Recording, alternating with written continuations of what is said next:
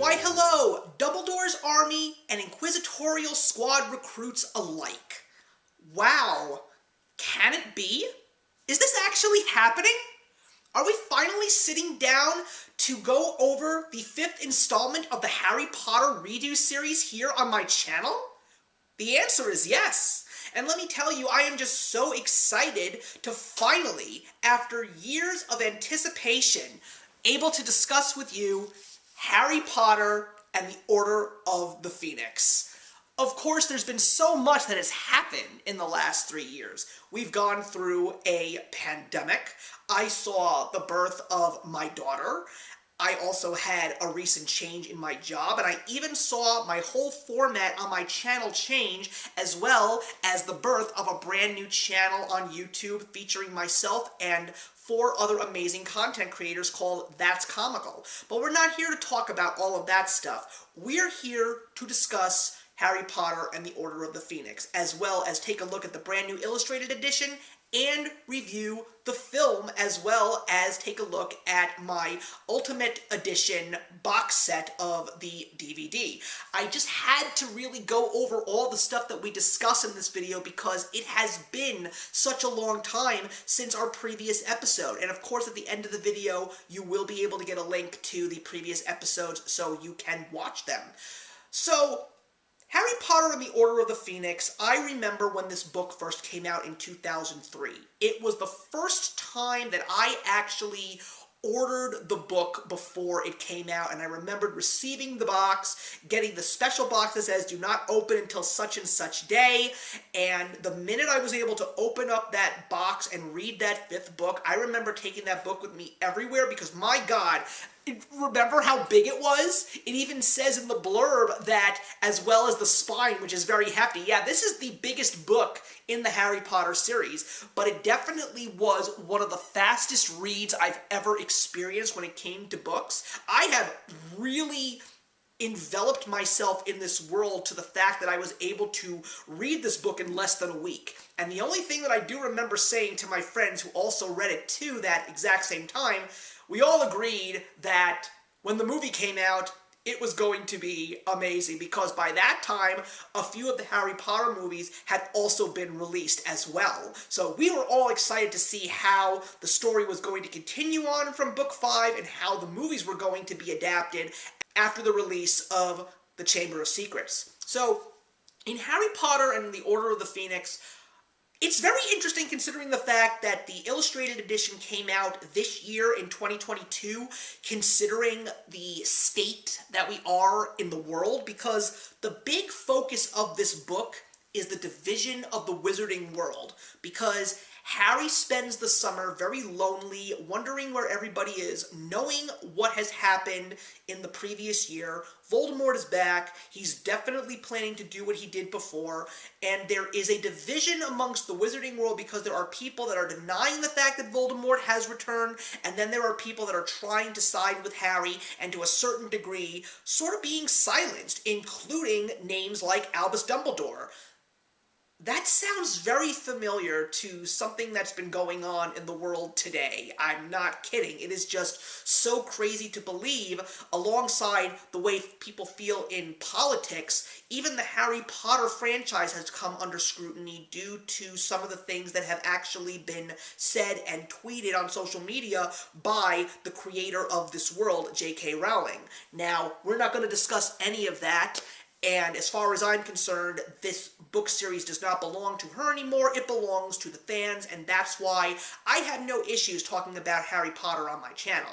So, Harry ends up in a real predicament trying to save him and his cousin Dudley from Dementors that are some strange reason roaming around trying to hunt Harry down, and he ends up getting a letter from the Ministry of Magic saying that he has been expelled from Hogwarts, only to get to his trial and truly see the division of the wizarding world firsthand. And then it gets even worse when he gets back to school because some of his friends are upset that they're friends with him and they don't believe him, and some of his friends are trying to come to his aid without getting into serious fights, and then they get the big ball dropped, and it comes in the form of a person who works for the Minister of Magic named Dolores Umbridge, who is now the new Defense Against the Dark Arts teacher, and she is basically put there to infiltrate Hogwarts and make sure that these students do not have anything to do or have any ideas in regards to trying to fight against Voldemort, because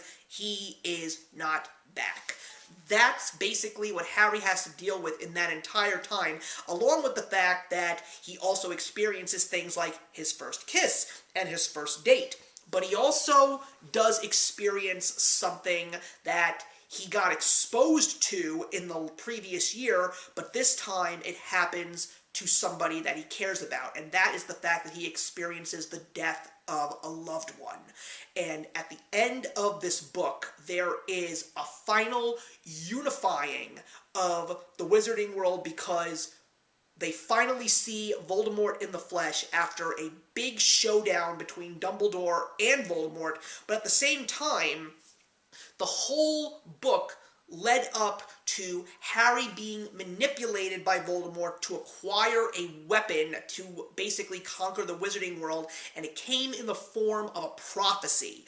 And Dumbledore finally, after the battle at the Ministry of Magic, sits Harry down and tells him the whole story, and basically at the end, Harry knows that the only way for Voldemort to be truly stopped and defeated is if he kills him.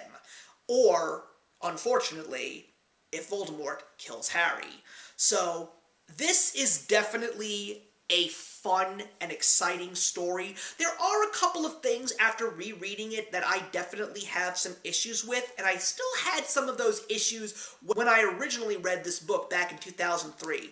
My biggest qualm with this book is just the way that Harry is portrayed in this book. I just don't like the fact that he comes off as this very angsty teenager. Now, granted, most teenagers do act that way, but I just really didn't like the way that J.K. Rowling portrayed him in this book. He just came off extremely whiny, but I did really love the camaraderie that he had with his friends Ron and Hermione. I also appreciated some of the new characters that we got. I mean, Dolores Umbridge is one of those villains that you absolutely love to hate. As they say in the book, she is like poisoned honey. She dresses in pink. She has cats pictures all over her office. She puts tons of sugar in her tea, and she has this sweet voice, but oh my god, does she mean business when she's trying to take on her own personal agenda at the school. The way that she clashes with the professors and the ways that the students perceive her. It is just such an amazing dynamic, especially in the heat of the moment with everything that is going on.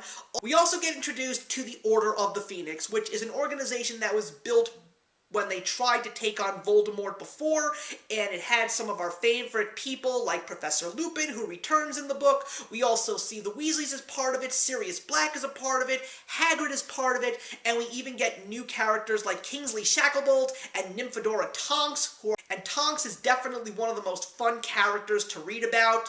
We also get introduced to one of my personal favorite characters in all of Harry Potter, and I'm gonna go into a much different dimension when we go over the movie, and that, of course, is Luna Lovegood. She is this shy, loopy, interesting character that nobody really knows what to perceive of her. The only thing is she seems to create this very unusual bond with Harry that really resonates throughout the book. And another character that we're going to talk about further on as we discuss the movie is the introduction to one of the most vile and violent Death Eaters that could even put Voldemort to shame if she wasn't too careful, and that was Bellatrix Lestrange. And also, don't forget, we also have a little house elf named Creature who ends up having a much bigger role as we would ever expect to see, because it really is kept hidden until the very end. But at the end of the day, when you finish this book, you are definitely exhausted. You definitely want to take a long nap because of all of the excitement that you just embraced. And it just makes you even more excited for the next adventure that Harry's going to go on. The question's really going to be, because of how dark we've gotten, are we going to get even more darker as the story comes to a close? Because when you think about it, because you definitely aren't really thinking about it when you're reading this big book, it's hard to believe that once you put book 5 down, there's only 2 more books left. But now let's take a look at the beautiful illustrated edition that I personally am so excited is finally here. So here it is, guys, Harry Potter and the Order of the Phoenix Illustrated Edition. Let me tell you, when I finally heard that this book was up for pre-order, I got so excited because it had just been so long. Let me just say I'm so glad that I started reading comic books before the pandemic, because this would have definitely been a true saving grace for me, especially if we were in the middle of lockdown, just because of the size of this book and how much time it would take us to read it, and it just would have made things a lot better. But thank God I had other things to keep me busy. But it's finally here, and it took quite some time, and I didn't actually know why it took the time that it did. I mean, I knew that because of the fact that it was the biggest book in the whole franchise, that it was definitely going to take Jim Kay a little bit more time to actually illustrate it, but thanks to one of my friends over here on YouTube, I found out why it did take as long as it did, because it took us, like I said, 3 years. And when you take a look over here, of course, Harry Potter and the Order of the Phoenix, the author is J.K. Rowling, and illustrated by Jim Kay, but then it says on the bottom, with Neil Packer. What I actually found out is the fact that Jim Kay is not going to be finishing illustrating the last 2 books, because the fact that it all happened during the pandemic, when he was trying to put Order of the Phoenix together and conclude it, he suffered a great deal of depression. I did not know that, and because of the fact that he did, he just felt that doing this was too much for him and he wasn't going to be able to continue. So we got another illustrator named Neil Packer who stepped in, and from what I'm hearing, Neil Packer is going to be illustrating the final 2 books in this series. So I don't know if it's a good thing or a bad thing, but one of the few things that I will say is that when you take a look at the book itself, you can definitely see that there were more cooks in the kitchen, if you will, just because of the fact that there was so much going on and this book just had to be finished. And you can definitely tell that there's definitely a lot of needs for improvement just because of everything that needed to be done just to get it done. So, of course, we take a look at the side, and you've got Harry Potter and the Order of the Phoenix, Year 5, right there. And then, of course, when we turn the book on its back, we have a nice little blurb as well, once again from J.K. Rowling, with another beautiful piece of illustration. I know for a solid fact that this is Jim Kay, because it does look like Jim Kay's illustrations. And we're doing the color scheme thing again, this time when we take a look at the book outside of the jacket. Also a beautiful illustration of Grimmauld Place. It's yellow. Very interesting color for Order of the Phoenix, and so is the little bookmark. I love that they come with these bookmarks, but you gotta be very careful. I also can't get over the price of this book. Wow, $54.99. I don't think I paid that, but it's still a hefty price. But you can definitely tell that there are different kinds of illustration styles in this book just because of the fact that we had 2 illustrators. Still, they're all pretty cool to look at, and there are some beautiful pieces right here. This is a really cool picture as well of all of the kids. We also have some other really cool pictures like this one over here. This is in the Hogshead, which is also pretty cool. But there's definitely some other interesting things that you will see. You will definitely notice differences in the illustrations, like this one right over here. This definitely does not look like Jim Kay. This is probably Neil Packer, but there's nothing wrong with that. And it's just because of everything that Jim Kay had to go through that they had to find a way to make it work. But you still get the similar things that you did from the other previous books. Beautiful illustrations on their own in splash pages, as well as things that you see throughout the book while you're reading it, the different color pages as well. And it is a really good package overall. And once again, you gotta give them credit for the fact that, oh, this is actually one of my favorite illustrations right here, of the Weasley twins leaving Hogwarts in Weasley fashion. But there's definitely a lot of work to do, and there is definitely a lot of skepticism right now in regards to Harry Potter and the Half-Blood Prince. The only question is going to be, how long is it going to take for that book to finally come out, and when will the Deathly Hallows come out? I mean, I hope that Neil Packer doesn't go through what Jim Kay did, and I really wish Jim Kay all the best, because it is not an easy thing to do something like this when you're suffering from depression because of a pandemic. But it still is done, It is here. It was great to revisit this world again in a whole new way, and I am once again just proud to have it. Before we get into the unboxing of the Ultimate Edition DVD set, and of course reviewing Harry Potter and the Order of the Phoenix film, I want to take this opportunity to dedicate this video to an amazing actor who we lost this year in 2022. We lost the great Hagrid. We lost Robbie Coltrane due to some serious health issues. It was such an emotional loss because when we heard of the passing of Richard Harris, we didn't really have that much of a connection with him because he was only there for 2 films, and even the younger generations didn't even know who Richard Harris was. But Robbie Coltrane, you watched those special features, you saw how wonderful he was with the young kids, with the acting, just playing jokes, making them laugh, and earlier this year, when we all saw the Return to Hogwarts documentary, he said something that was, nowadays, people would probably think something that was foreshadowing. He basically said, in about 50 years, I will not be here, but Hagrid still will. And I don't think that he could have said it better. I mean, we're sad that he's gone, but, you know, to also lose people like the great Alan Rickman as well, I mean, that was such a heavy loss for many of us. And, you know, celebrities, it's a weird thing because of the fact that we don't know them personally. I mean, I know there are people that know celebrities personally, but most of us don't. So when they are unfortunately taken away from us, is it a loss that really needs to let out emotions like that?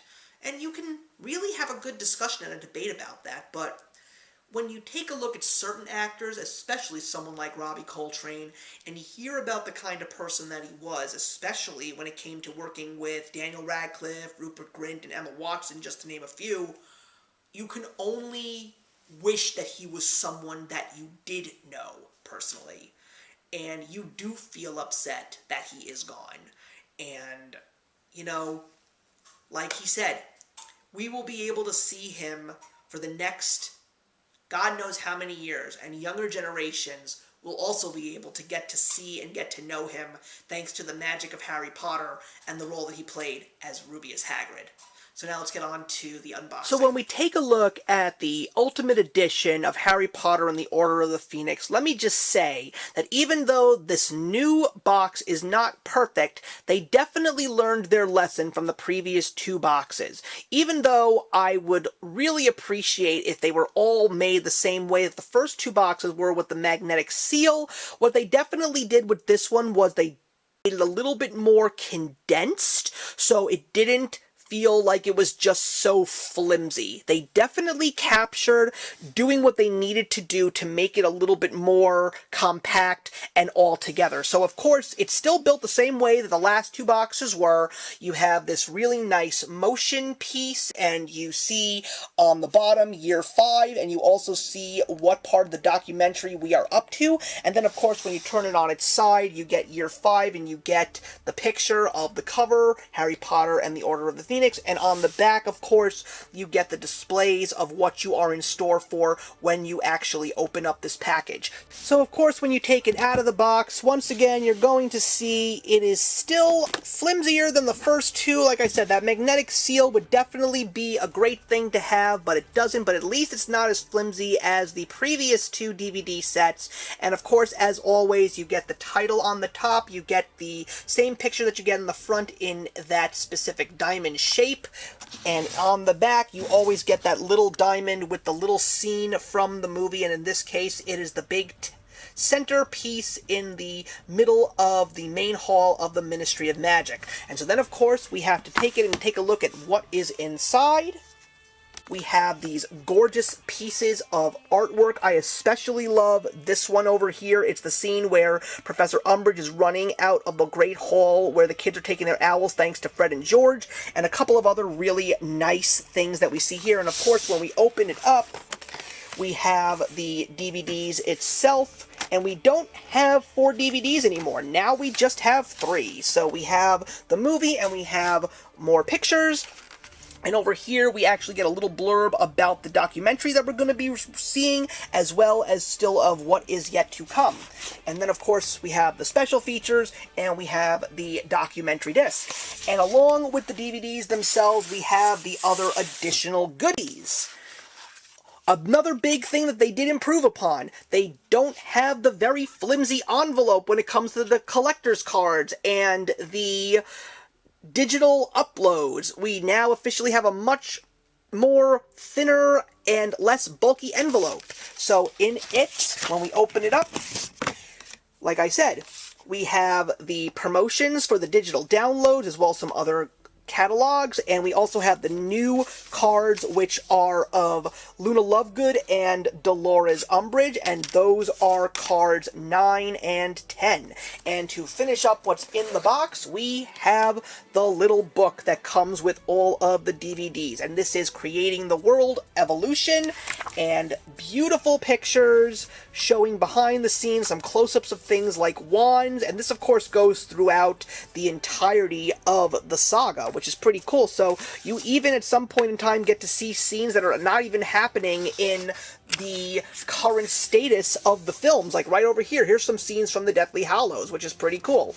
And of course at the back you get the Ministry of Magic logo, which is not necessarily something that seems to be on all of these. Not all of them have Easter eggs like that, but it is a really good package, and once again, a fun film with lots of fun to be had. So when you take a look at Harry Potter and the Order of the Phoenix in its film adaptation, I will definitely say that it is one of the best directed films. We get a brand new director who ends up being the director for all of the Wizarding World movies, all the way to The Secrets of Dumbledore that we just recently got in theaters, and that's David Yates. David Yates is definitely different from the previous three directors, only because of the fact that he adds such an interesting element to the way that he directs the actors.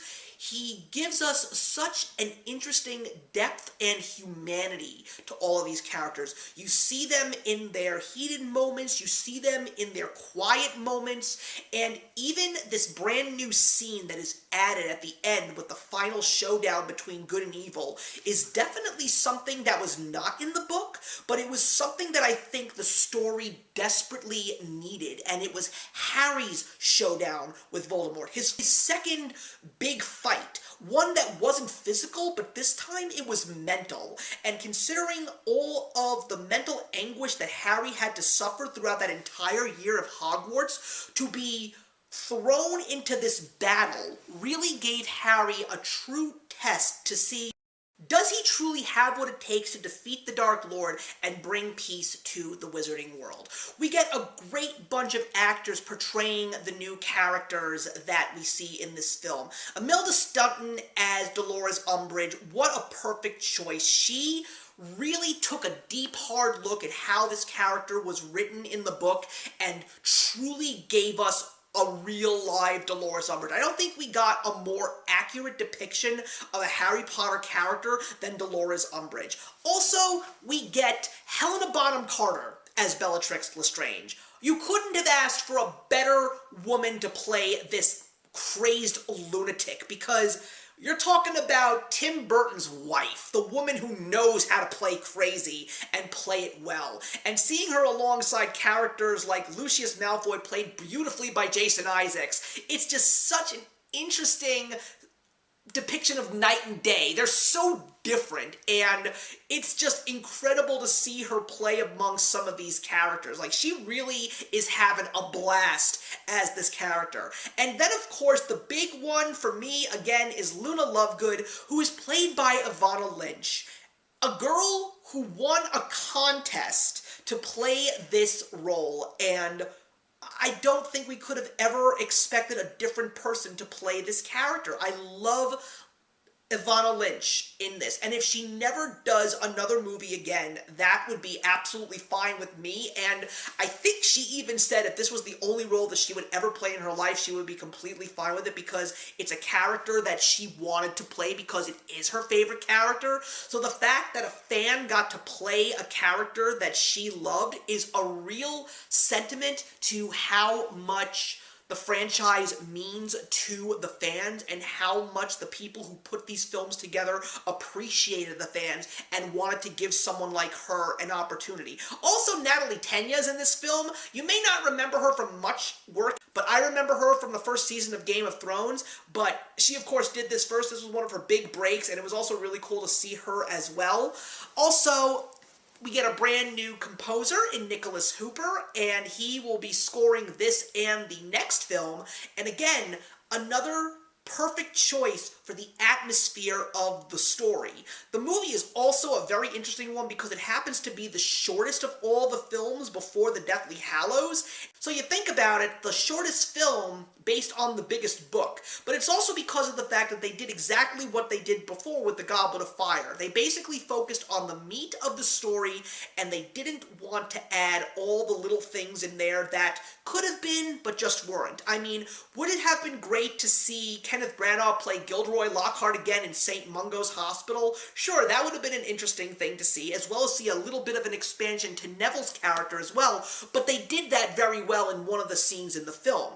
Would it have been interesting to see Miranda Richardson return as Rita Skeeter and have her write that article for the Quibbler? We didn't really get much about the Quibbler either, but yeah, that would have been cool to see, but we didn't have it. But for me personally, I would have loved to have seen the fist fight between Harry and Draco on the Quidditch pitch. That is just something that I think a lot of fans would have loved because we haven't even gotten much Quidditch in recent years. We had a brief scene in The Prisoner of Azkaban, we had no Quidditch in Goblet of Fire, and we got no Quidditch in this movie, even though there are a lot of things that happen in the book that are related to Quidditch. But another thing that we will definitely see a little bit more of is certain things that happen in previous books will end up in further down the line films. They'll be worked into those films in very good ways. I mean, personally, things like Harry's first date, I don't think we really needed to see it. As a matter of fact, they tweaked it to a certain degree to have him and Cho break up in the films, and I think that they did it better in the film than they did in the book. And of course, the other big moment that happens in the book is Dumbledore discussing everything with Harry.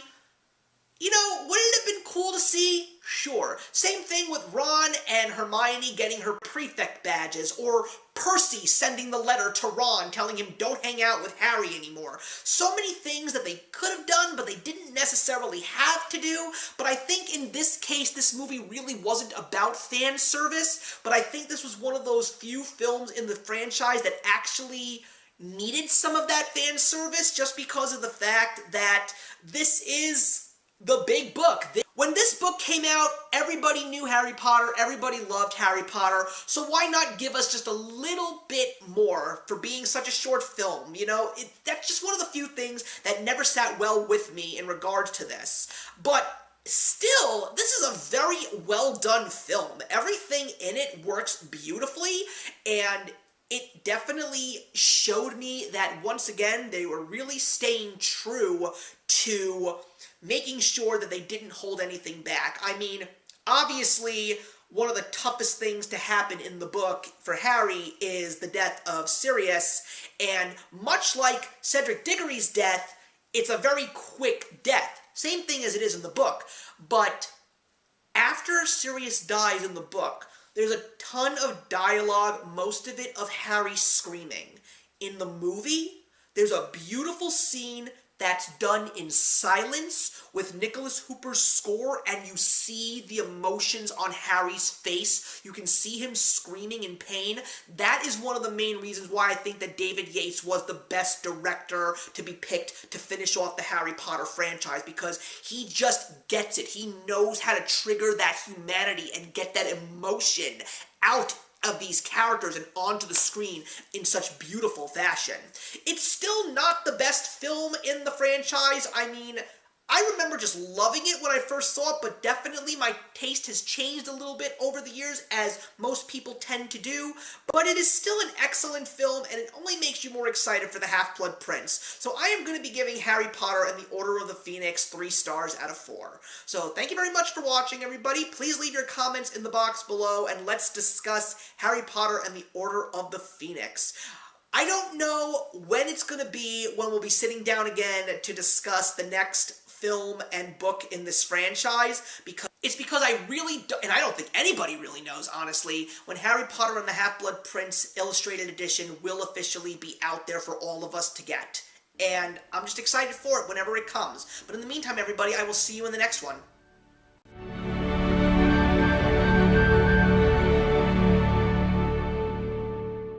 If you enjoyed the video you just watched, feel free to leave a comment. Also, feel free to subscribe if you want to be up to date with our latest videos. Thank you so much for joining us today, and we'll see you in the next one. Actions speak louder than words.